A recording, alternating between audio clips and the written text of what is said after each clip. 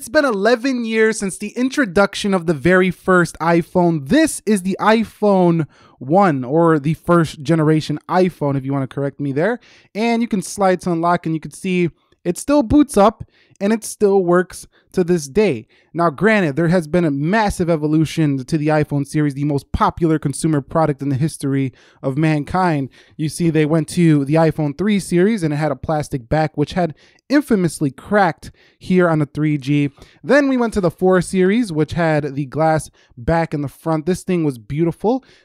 Just a really nice phone here and very popular. And if you did crack the back on the 4 or 4S, it was super easy to fix that phone. Then the 5 series, which had a lot of paint chipping issues. As you can see, this one right here had it, but still a very popular 4-inch device. And then finally, the iPhone 5S, first phone to bring Touch ID to the market here. And one of the first smartphones that really popularized the fingerprint scanner on a smartphone. It might not have been the first, but it did really make it popular. Then over here, we did have the iPhone 6 that came after that. Then we had the iPhone 6S, and then we had the iPhone 6S Plus that came with that 6S. We had the iPhone SE, we had the iPhone 7 after that, and all the way up to the 8, and today, the iPhone 10. Look at the evolution here from the 1 to the 10. I mean, it's ridiculous how far the thinness has come down over the years. And but it's one thing that has really stayed true has been like the build quality. Like Apple has always done good build quality in their phones. Let me go ahead and file these ones off to the side here so we can focus in on the iPhone first gen here. And you can look at the back, just super solid here on the rear. I think this is stainless steel, but this thing is just really rock solid here. And then if you look on the left side, you can see that classic silent switch did remain ever since the very first iPhone, making it super simple to turn up your volume and turn it down. Over here on the left, you do have yourself the volume rockers, nice ridges, so you can really easily feel that. Up at the top, you can see that you did have your earpiece. Very simple, clean design here. This is running iOS 3, and a lot of people probably miss this old iOS. I know I do, but the new one is really nice as well. It's just a little bit buggy. Over here, you do have the power button. Over here, we have that 3.5mm headset jack and that monstrous SIM that was, got really small and went to a nano SIM all the way to this day. On the back, you have a single 2-megapixel camera, and this camera doesn't have a video recorder. You couldn't even do video on the first iPhone. Apple logo right there on the back. At the bottom, you could see a little rubber grip here and the iPhone. Now, there's even skins to skin your phone out if you want to check those out. I mean, you can get one of these that looks just like the very first iPhone. And really where I think Apple has improved quite a bit is the thin factor. They've really thinned out their phones, and they made them a lot faster, of course. That's just something that comes with the territory of technology. It gets faster over the years. This thing had a whopping 320 by 480 display resolution at 165 pixels per inch. So yes, there's a little bit of pixelation you could see on here. The Retina display came along with the iPhone 4 series. This did have Corning Gorilla Glass with oleophobic coating though, even all the way back to the first iPhone.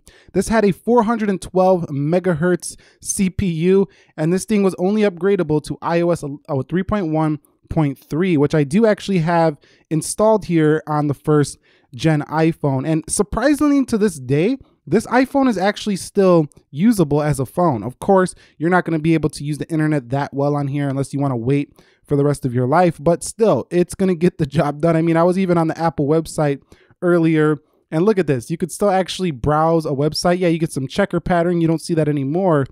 But I mean, in a pinch, this phone still works 11 years later. The phone weighed 135 grams, which is pretty heavy considering how small it is, because phones like the SE are even lighter than this, even though they have bigger screens. So it's a chunky little, weighty little phone. It feels premium even now. Could get this in all the way up to 16 gigabytes as the max storage. This did have 802.11bg Wi-Fi. So at the time, it had the best Wi-Fi you can get, and it had Bluetooth 2.0, but this did have support for Google Maps as well, way back on the very first iPhone. So this thing was like revolutionary for the time. Taking a look at the camera quality is actually rather terrible.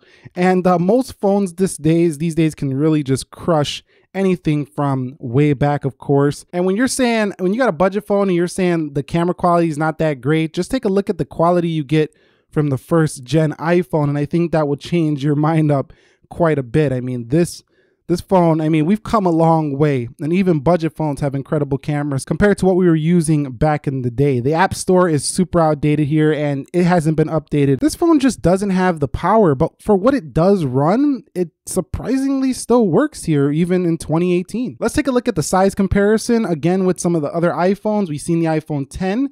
You can see the thickness levels just massively different right here on the iPhone 10.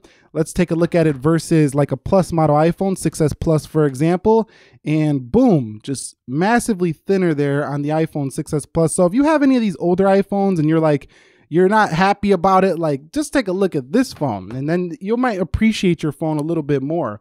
Here's an iPhone SE, super thin compared to the older first gen iPhone. And going over here to the iPhone 6S or the 6 series, one of the most popular, actually the most sold iPhone all time, super thin, super light, and just a much more sleek design over the iPhone first gen. Overall, the battery life is just absolutely horrible on this phone. There's no iMessaging. There's no apps that are really supported anymore. You have the old TV, YouTube icon, which doesn't even work here on this iPhone. So literally the first gen iPhone, see, you cannot connect to YouTube. Literally the first gen iPhone, all it's really useful for is like the basic applications. But I thought it'd be fun to take a look at this old iPhone. So I got a question for you. Would you like to see Apple bring like a retro style design iPhone back, kind of like this, but much thinner and kind of has the looks of this? Or you think that you're happy with where Apple's going and this design was nice for the time, but goodbye, it's old, it's dated? No. Or do you like this classic iPhone look? Do you miss the days of iOS 1, iOS 3, iOS 6? Let's chat about that down below in the comments section of this video. This was my revisited look at the 2007 iPhone in 2018. No, it's not really usable unless you're going to use it just to make a phone call and a message.